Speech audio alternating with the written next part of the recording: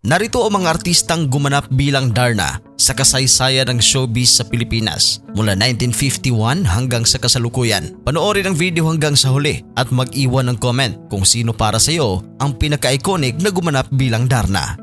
Una sa ating listahan, Rosa del Rosario. Si Rosa del Rosario ang kauna-unahang gumanap bilang Darna sa pelikula noong 1951. Siya ang unang aktres na nagbigay buhay sa karakter ni Mars Ravelo mula sa comics patungo sa malaking screen. Sa kanyang pagganap, ipinakita niya ang imahe ng isang matapang at makapangyarihang babae sa panahong bihira pa itong makita sa pelikula. Dahil dito, kinilala siya bilang the original Darna ng Philippine cinema. Si Rosa del Rosario ay pumanaw noong February 4, 2005 sa edad na 88 anyos sa California, USA.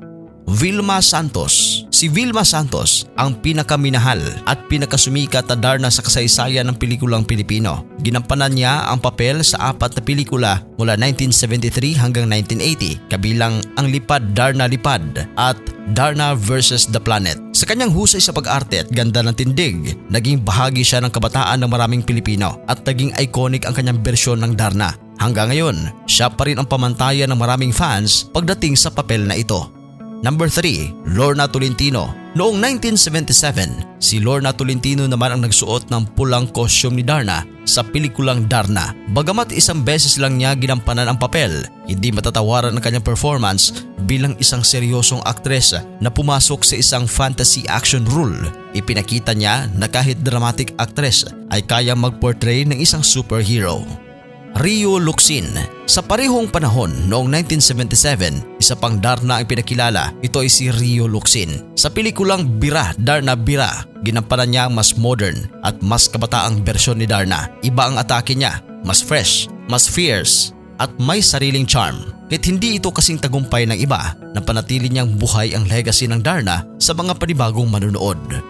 Number 5, Sharon Cuneta. Noong 1986, isang nagkakagulat pero masyadong sorpresa ang guest appearance ni Sharon Cuneta bilang Darna sa pelikulang Captain Barbell. Bagamat hindi siya nagkaroon ng full Darna movie, memorable ang kanyang portrayal bilang megastar na naging superhero. Even for just a few moments, ipinakita nito na kahit hindi full-time, kayang magmarka ng isang Darna appearance kung iconic ang artista.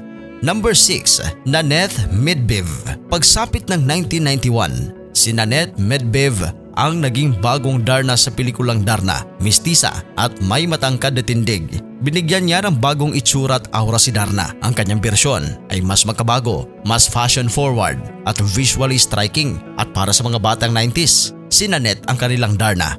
Anjanette Abayari. Noong 1994, ginampanan ni Anjanette Abayari ang papel ni Darna sa pelikulang Darna, Ang Pagbabalik. Isang dating beauty queen, swak na swak ang kanyang ganda at hubog sa costume ni Darna. Malakas ang screen presence niya at maraming natuwa sa kanyang portrayal. Ngunit hindi rin maikakaila na naging kontrobersyal ang kanyang buhay matapos ang pelikula dahil sa personal na issues sa ibang bansa. Sa kabila nito, siya pa rin ay parte na makulay na kasaysayan ng Darna. Number 8, Regine Velasquez. Alam niyo ba na noong 2003 nagkaroon ng guest appearance si Regine Velasquez bilang Darna sa TV series na Captain Barbell. Bagamat hindi siya full-fledged Darna sa sarili ng kwento, natuwa ang mga viewers sa paglipad niya bilang superhero kahit panandalian. Isang patunay ito na si Darna ay hindi lang para sa mga action stars kundi pati na sa mga musical icons.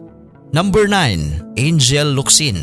Isa sa mga pinakatanyag at pinag-uusapang Darna sa modernong panahon ay si Angel Locsin noong 2005. Sa GMA series na Darna, ipinamalas niya ang kakaibang galing sa action scenes, dramatic moments at transformation sequences na naging viral pa noon. Ito ang naging malaking turning point sa kanyang karera at lalong nagpatingkad sa kanyang pagiging leading lady ng primetime. Number 10, Marian Rivera. Noong 2009, isa pang primetime queen ang naging Darna. Ito ay si Marian Rivera. Sa panibagong TV adaptation ng GMA, siya ang nagdala ng karakter ni Darna sa isang mas makulay, mas romantic at mas fantasy style na kwento. Tinangkilik ito ng mga manunood ang kanyang performance, lalo na't muling nabuhay ang tambalan nila ni Dingdong Dantes. Swak sa kanya ang papel dahil sa kanyang beauty, confidence at lakas. At panghuli sa ating listahan, Jane De Leon. Matapos ang 13 years bumalik muli si Darna sa mga telebisyon. Noong 2022, ipinakilala si Jane De Leon bilang Darna sa seryeng Mars Ravelos Darna ng ABS-CBN. Matagal na hinintay ang kanyang paglipad dahil na-delay ang proyekto sa pandemya at sa issue ng franchise shutdown ng ABS-CBN. Sa kabila nito, pinatunayan niya ang kanyang kakayahan sa action scenes, drama at sa bigat ng pangalan ng karakter. Siya ang Darna ng bagong henerasyon, matapang, makabago at lumalaban sa gitna ng krisis. Mula kay Rosa Del Rosario hanggang kay Jane De Leon, bawat Darna ay simbolo ng tapang, dangal at pagmamahal sa kapwa. Sino para sa iyo ang pinaka-iconic na Darna? I-comment mo sa baba at huwag kalimutang mag-subscribe sa Showbiz Caster. Maraming salamat po.